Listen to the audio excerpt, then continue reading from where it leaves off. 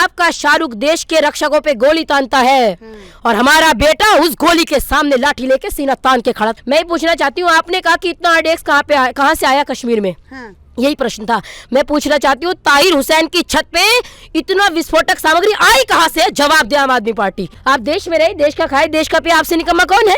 आप देश को गाली देने पे आ गए। अनुराग ठाकुर जी, आप गलत थे। आपको कहना चाहिए था देश के गद्दारों की आरती उतारो सारों की। आपको बयान चेंज करना चाहिए था। हमें अब गद्दारों की सेवा करनी पड़ेगी, गद्दारों का पक्ष लेना पड़ेगा। मैं कह रही हूँ योगी आदित्यनाथ जी सरकार का अभिनंदन है। आप ये समझो वो हिंसक बैलों को ऐसे थाम के खड़े हैं, नहीं तो पूरी शाहीन बाग पूरी, हमको यूं कह रहे थे गंवार लोग हैं, सांप्रदायिक चुना है। आज दिल्ली वालों अपने ऊपर देखो और हमको देखो, हमने वो सरकार चुनी है जो पत्ता नहीं हिलने दे रही है।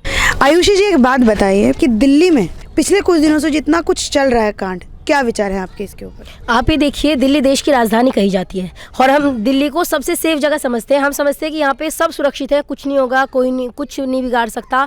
लेकिन आप देखिए दिल्ली में जिस तरह से तांडव मचा हुआ है, पूरी दिल्ली को बंधक बनाने की तैयारी है। आपने एक रास्ता बंद किया, दूसरा रास्ता बंद किया, आप चाहते क्या है?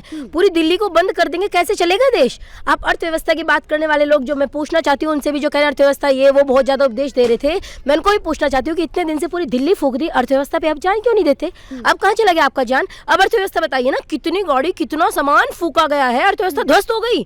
आप पूरी की पूरी कॉलोनी जला दिए, पूरा देश जलाने की तैयारी में। आपने बंगाल फूक दिया था, आप दिल्ली फूकने आए थे और आज आप तांडव मचा रहे हैं। तो पूरे देश को विचार करने की आवश्यकता है कि इन दंगाइयों को पहचानिए और आगे से ऐसी हरकत कानून व्यवस्था भी, और केजरीवाल जी से मैं कहना चाहूंगी शांति की अपील कीजिए, क्योंकि जितना शांत रहेगा उतना आपके लिए भी अच्छा है, हमारे लिए भी अच्छा है। पहली बात, इन्होंने कहा कि ताहिर हुसैन के घर में सारी व्यवस्था मिली है। साध्वी प्रज्ञा, पूरा देश नाम जानता है साध्वी प्रज्ञा को, आज सांसद है।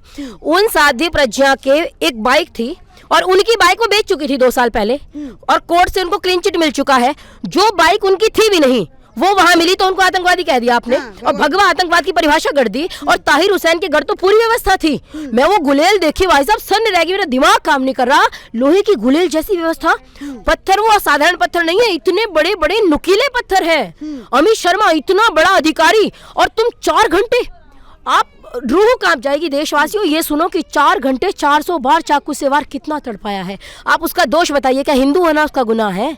क्या उसका अधिकारी होना उसका गुनाह है? गुनाह क्या था अमित शर्मा का? और उस नाले में लाशें मिल रही हैं जिस नाले को बंद कर दिया गया, जिस नाले में अगर आप सर्च अभियान भी चलाओगे तो आपको पता नहीं चलेगा। लड़की की लाश मिली, लड़की की लाश मिल रही है। और कपिल मिश्रा बहुत आजकल विलेन बना दिया ना कपिल मिश्रा, आज उनको क्लीन चिट मिली है। आप विचार करके देखो, एक नारा इन्होंने कहा कि कपिल मिश्रा ने हिंसा भड़काई। मैं कुछ आपको बताना चाहूंगी, 800 साल हमने राज किया, किसका बयान है? ओवैसी का, ठीक है। सड़कों पे उतर आओ सीए के विरुद्ध, किसका बयान है? राजमाता का।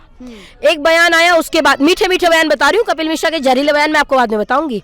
फिर बयान आता है, आप इतनी व्यवस्था कर दो, चिकन नेट भारत से काट दो, आग लगा दो, ठीक है, ये मीठा बयान है। अगला मीठा बयान क्या है? हिंदुत्व की कब्र खुदेगी एमयू की धरती पर, मीठा बयान है। उससे मीठा बयान है, सावरकर की कब्र खुदेगी हिंदुत्व की धरती पर। और F-के और हिंदुज्म लिख के या ओम लिख के नारे पोस्टर वायरल होते हैं, ये मीठा बयान है। हिंदुत्व, आज मोदी जी के लिए मेरी आर्ट्स फैकल्टी DU के अंदर ऐसे ऐसे नारे लगे हैं, भगवा आतंकवाद डाउन डाउन, ये करके नारे लगा रहे हो। मोदी जी के लिए, मोदी जी फलाना डैश खा लीजिए, ऐसे नारे लगे हैं। और क्या, हिंदू राष्ट्र नहीं बनने देंगे, हिंदू राष्ट्र के ताबूत में आखिरी कील हम ठोकेंगे, ये मीठे बयान है। आप ये बताओ कितने मीठे बयान सुने आप? महाराष्ट्र से एक वीडियो वायरल हुआ था कि इनकी कब्र 2 फीट नीचे खोदें या 6 फीट नीचे खोदें, ये मीठा बयान है। भारत सरकार इसको वापस ले, वरना हम इतना मतलब आतंक मचा देंगे कि हुकूमत भी नहीं बचेगी, कुछ नहीं बचेगा, ये मीठा बयान है।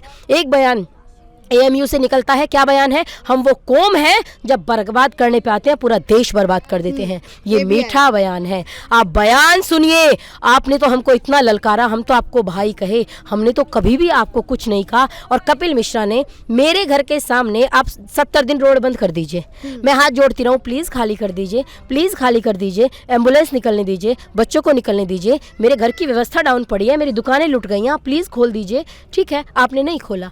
एक दिन घर से बाहर आती हूँ और मैं कहती हूँ इसको खाली कर दीजिए, सरकार से, पुलिस से मांग करती हूँ, मैं उनसे करती भी नहीं। मैं पुलिस से कहती हूँ अगर आप 3 दिन में खाली नहीं कराते तो मैं इसको खाली कराऊंगी, मैं भी इससे ज़्यादा धरने पे बैठ जाऊंगी, मैं भी इससे ज़्यादा भीड़ ले आऊंगी। और उस बयान से आग लग जाती है। कपिल मिश्रा, आप ये बताओ ना, बंगाल पहले फूक दिया था, ट्रेन फूकी हुई जो आ रही थी, जब CA लागू हुआ था तब कपिल मिश्रा का हाथ था। जब ये जामिया में हिंसा फैला दिए थे तब कपिल मिश्रा का हाथ था। अरे इतनी हिंसा तो आप पहले फैला दिए, कपिल मिश्रा तो आप बयान दिए हैं 2 दिन पहले। और आप बात सुनिए, आज डीयू के अंदर जो नारे लगे उनमें एक लड़की भाषण देते हुए कहती है ट्रम्प आए और इतना देश जल रहा था उसके बाद भी ट्रम्प को आने दिया। एक राज्य के मुख्यमंत्री का बयान आया कि इतना देश जल रहा था उसके बाद भी ट्रम्प को आने दिया। तो भाई साहब, अगर आपकी मंशा यही थी कि ट्रम्प को आने नहीं देना है, ट्रम्प के सामने देश की बेइज्जती करानी है, अरे आप लोग देश को अपना कहते हो। आप एक बात बताओ, हमारे घर कोई मेहमान आता है तो हमारे घर की आपसी लड़ाई होती है, हम उसको शांत कर लेते हैं, है ना। हम कहते हैं कोई बात नहीं, अभी मेहमान आ रहा है उसकी मिलकर इज्जत करते हैं। आपको देश फूकना था और आपने ट्रम्प के सामने जानबूझ के आग लगाई ताकि देश के अंतर्राष्ट्रीय स्तर पर बेइज्जती हो। और वीडियो वायरल हुई। क्या वीडियो वायरल हो रही है कि आप देश को फूंक दो। क्या होगा, ट्रम्प जब आएगा, जो कंपनियां बाहर से आती हैं वो जब देखती है कि देश जल रहा है तो कोई कंपनी अपना पैसा नहीं लगाती, कोई कंपनी बिजनेस नहीं करती। आप ये देखो, इतना शार्प माइंड, इतना इनको दे कौन रहा है, उनको पकड़ो। ताहिर हुसैन की छत पे जो मिला है ना, उसको पकड़िए। किस किस कौन कौन शामिल है हिंसा में। ये कह रहे हैं कि उसमें आम आदमी पार्टी का हाथ नहीं है। एक सीधी सी बात, गुंजा कपूर लड़की थी, बुरके में गई थी, आपने उसका इंटरव्यू भी लिया था। अगर प्रधानमंत्री उसको शायद फॉलो करते हैं ट्विटर पे, उसको ये कहा गया सीधा, प्रधानमंत्री इसको फॉलो करते हैं, देखो इसकी गुंडई, प्रधानमंत्री को इस्तीफा दो, यही कहते हैं ना। और केजरीवाल की पार्टी का तो पार्षद है, आप उसका इस्तीफा क्यों नहीं मानते? पार्षद का इतना, मैं पार्षद, मैं एक नॉर्मल आदमी हूँ, मेरे घर में इतनी व्यवस्था मिल जाएगी पत्थरों की? नहीं मिल सकती। पूरी तैयारी के साथ, साजिश के तहत रतन लाल को मार दिया गया, एक शहीद कर दिया गया, उनकी माँ के, उनकी पत्नियों के आंसू नहीं देखे जा रहे।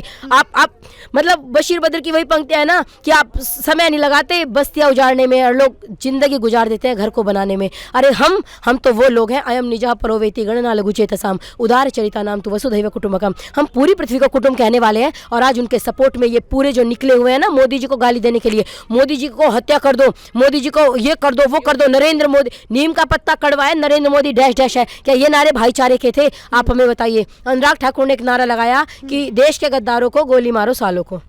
ठीक है, मैं कहती हूँ उन्होंने ये नहीं कहा मुस्लिम को हिंदू, सिख, ईसाई, मुझे पता नहीं लगा विवादास्पद क्या है। उन्होंने कहा देश के गद्दारों को। देश के गद्दार कहा है तो क्या कहा जाए? बिल्कुल अनुराग ठाकुर जी, आप गलत थे, आपको कहना चाहिए था देश के गद्दारों की आरती उतारो सारों की। आपको बयान चेंज करना चाहिए था। हमें अब गद्दारों की सेवा करनी पड़ेगी, गद्दारों का पक्ष लेना पड़ेगा। हम प्रत्येक देशवासी को विचार करने की आवश्यकता है कि एक लड़की के कपड़े मिल रहे हैं और आप देखो अंकित शर्मा की लाश मिल रही है, रतन लाल को शाहरुख ने बंदूक उठाया। आप बताओ ना, कपिल मिश्रा ने बयान दिया, ठीक है, और शाहरुख बंदूक लेके आ गया।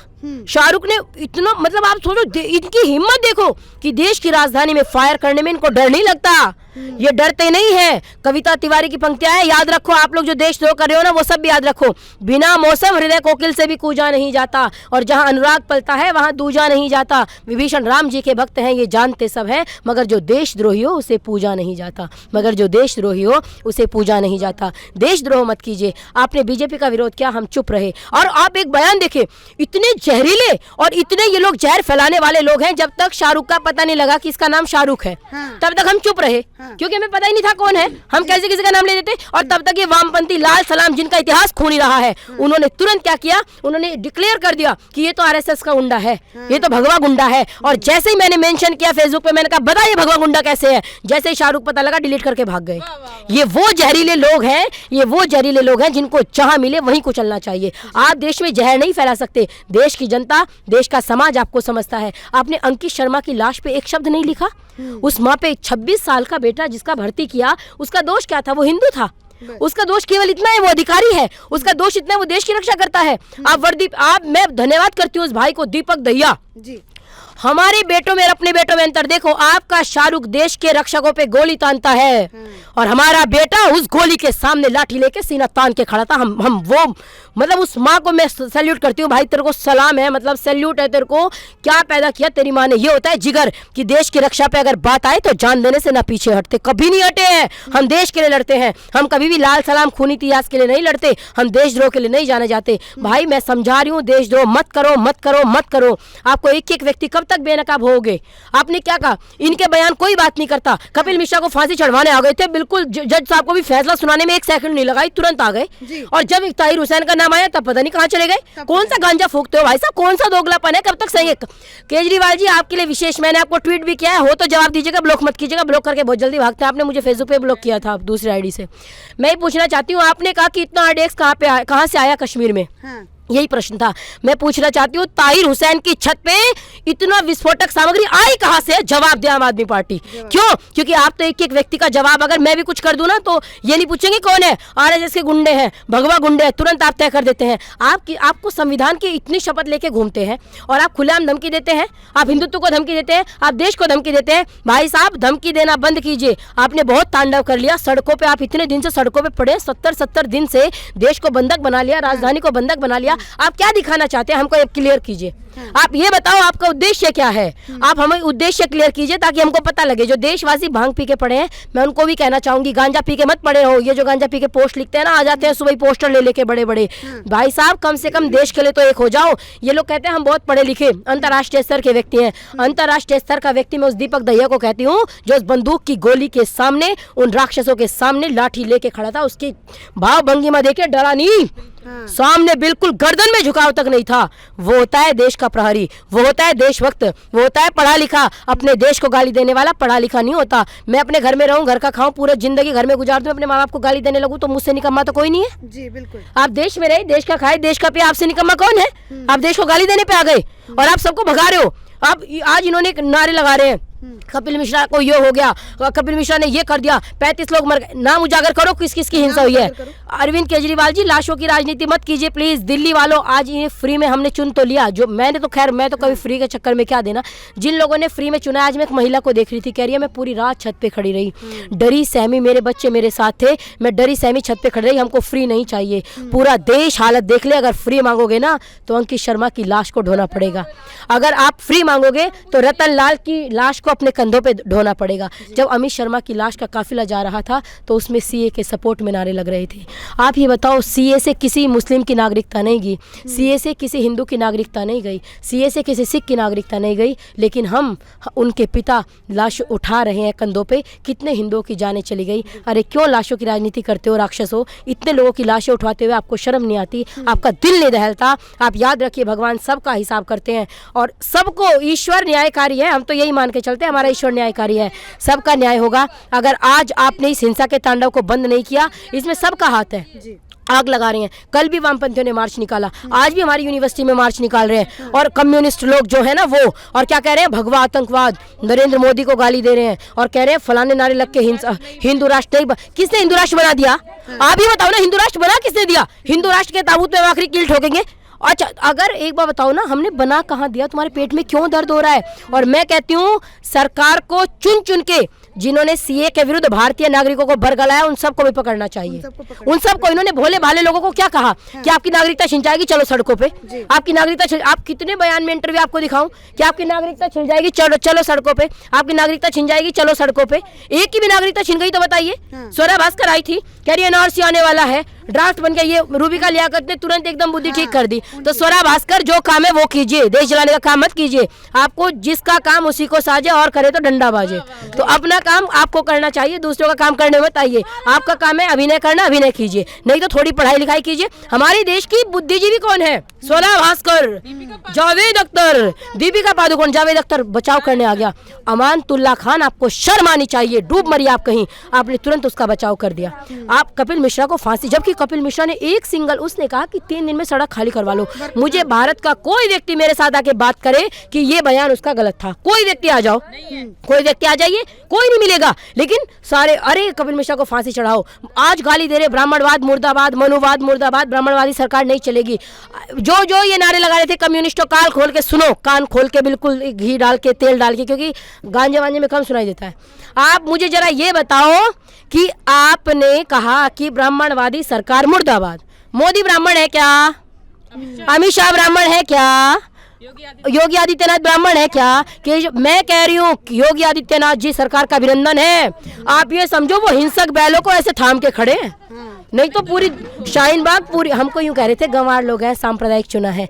आज दिल्ली वालों अपने ऊपर देखो और हमको देखो, हमने वो सरकार चुनी है जो पत्ता नहीं हिलने दे रही है। पत्ता नहीं। यूपी में ज्यादा मुस्लिम है और वहाँ पे नहीं मरे, और दिल्ली में देखो 34-35 लाशें बिछा दी और उस पे भी गिद्ध राजनीति करने आ गए। मैं ये कहूंगी कि जावेद अख्तर हो चाहे कोई भी हो, जितने बुद्धिमान लोग उपदेश दे रहे हैं, काश इनका बेटा अमित शर्मा की जगह होता। हालांकि संभावना कम है क्योंकि सेना और फौजी होते ही नहीं, पुलिस में होते ही नहीं, लेकिन अगर आपका बेटा अमित शर्मा होता होता, उसको 4 घंटे 400 बार चाकू से गोदा जाता, तो शायद आपको उसके दर्द का एहसास होता। वही है ना, दूसरे के दर्द का एहसास होता है किसे, हंस दिया करते हैं लोग शबनम को रोता देखकर।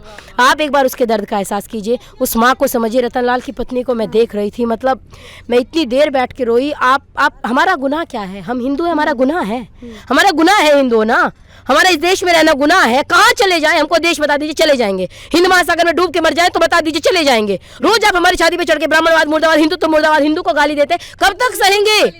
कब तक सहेंगे हिंदुत्व को गाली? हमारा गुनाह है हिंदू होना। हम बाय चांस हिंदू नहीं है, बाय चॉइस हिंदू नहीं है। ईश्वर ने कर्म फल के आधार पे हमको जन्म दिया, इसलिए हम हिंदू हैं, इसलिए हम आर्य हैं और रहेंगे। आप कितनी भी गाली दीजिए, आप कितना भी मारिए, ना हम बदलेंगे, ना हम परिवर्तित होंगे, ना हम झुकेंगे, ना हम टूटेंगे। और आप हमको कहते हैं लाजिम है, हम देखेंगे। क्या देखोगे भाई? हमारी लाशें देखोगे? लाशों पे राजनीति करना देखोगे? तो मैं कहूँगी देखिए, लाशों पे राजनीति करना बंद कीजिए, क्योंकि जब लाशें गिरती हैं तो उधर से भी गिरती हैं, इधर से भी गिरती हैं, एक तरफ से कोई नहीं मरता। इतना जहर मत बोइए कि आदमी आदमी का दुश्मन हो जाए। कितने वीडियो आते हैं, आर्थिक बहिष्कार कर दो। अगर हम कह दें कि 100 करोड़ हिंदू 15 करोड़ का बहिष्कार कर दो, फिर ठीक है। आप ऐसा बात पे एक और मैं बात बोल देती हूँ। महाराष्ट्र में सुना होगा आपने खबर कि 5% आरक्षण देना है। बाल ठाकरे साहब की आत्मा बिल्कुल तड़प रही होगी, पता नहीं क्या आप पैदा कर दिया। बिल्कुल मैं सच बता रही हूँ। आप एक बार बताओ ना, आप किसी को आरक्षण कैसे दे सकते हो? किसी भी व्यक्ति को। मैं कहूंगी जिसमें दम है वो पेपर पास करेगा। आपने क्यों 5% आरक्षण लागू कर दिया? क्या हम यहाँ पे दोगले नागरिक है क्या? हमको 2 दर्जे के नागरिक हैं? हमारे हिंदू भाई पाकिस्तान से आ रहे हैं, अफगानिस्तान से आ रहे हैं, वो देखेंगे भाई साहब ये तो खुद ही सुरक्षित नहीं है, हमको क्या सुरक्षा देंगे? आप इस पे विचार करके देखो। देखिए राज ठाकरे साहब थोड़ी सी शिवसेना में शिव की मतलब समझ लीजिए, उद्धव ठाकरे। हाँ, राज ठाकरे तो आजकल हैं पूरे फॉर्म में। बिल्कुल ठीक बात करें, देखिए उचित कहिए। और उद्धव ठाकरे साहब, आप जो राजनीति चल रही हैं, राजनीति में इतना बंटवारा मत कीजिए। वही वाले हालत हो गया, देश जाए चुल्ले में, राष्ट्र जाए भाड़ में। हम तो शिकार खेलते हैं कुर्सियों की आड़ में, तो कुर्सियों की आड़ में शिकार मत खेलिए। ये जो आप कर रहे हैं ना, इससे देश में और रोष फैलेगा और आक्रोश फैलेगा। इतनी लाशें गिरेंगी, लाशें गिरने वाले कम पड़ जाएंगे। इनकी नहीं गिरेगी, सामान्य जनता जो समझ नहीं पा रही उनकी गिरेगी। जरूरत क्या थी इस समय? मुस्लिमों को आरक्षण देने की क्या जरूरत पड़ गई कि कांग्रेस, शिवसेना सारी की सारी मिलकर इस समय आरक्षण देने पे? जरूरत क्या थी इस समय? पता नहीं राजनीति क्या सिखाती है, मुझे तो समझ में नहीं आ रहा। ना तो ये समय की मांग है, ना वो मांग रहे हैं, ना वो मांगने बैठे हैं। सीए की आड़ में दे रहे हैं क्या ये लोग? सीए नहीं, देश जला रहे हैं तो और समर्थन है। आप ये समझिए ना, तो देश मत जलवाओ, देश मत जलवाओ, आरक्षण मत दो, किसी को भी मत दो। क्यों आप 5% आरक्षण दे रहे हो?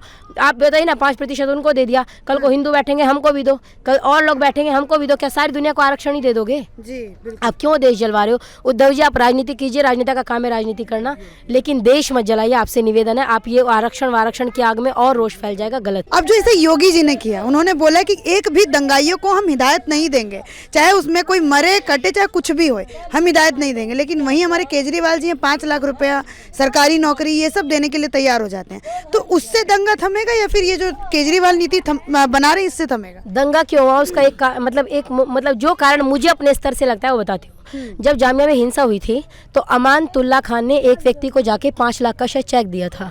ठीक है, तो नौकरी भी शायद पेशकश की, नौकरी भी मिलेगी। तो दंगाइयों को समझ में आ गया कि हमको नौकरी भी मिलेगी और पैसे भी मिलेंगे, तो फिर तो वो और तांडव होना था। तो योगी जी इस समय देखिए, सत्ता बदलने का, मैं सबसे कहना चाहूंगी, सत्ता बदलने का परिणाम ये होता है। योगी जी यूपी में पत्ता नहीं हिल रहा, इसको बोलते हैं शासन व्यवस्था, इसको बोलते हैं भगवा राज। जो वामपंथी लोग, आप लोग कहते हो ना राम राज्य कैसा होता है, यूपी में देखिए इसको राम राज्य बोलते हैं। भगवा चुना था हमने, तो हमको आज हम सुरक्षित हैं। भगवा चुनने के बाद आप सुरक्षित हैं। आपने भी कुछ ऐसा ही मिलता जुलता चुना था, तो आप अपना हाल देख लीजिए।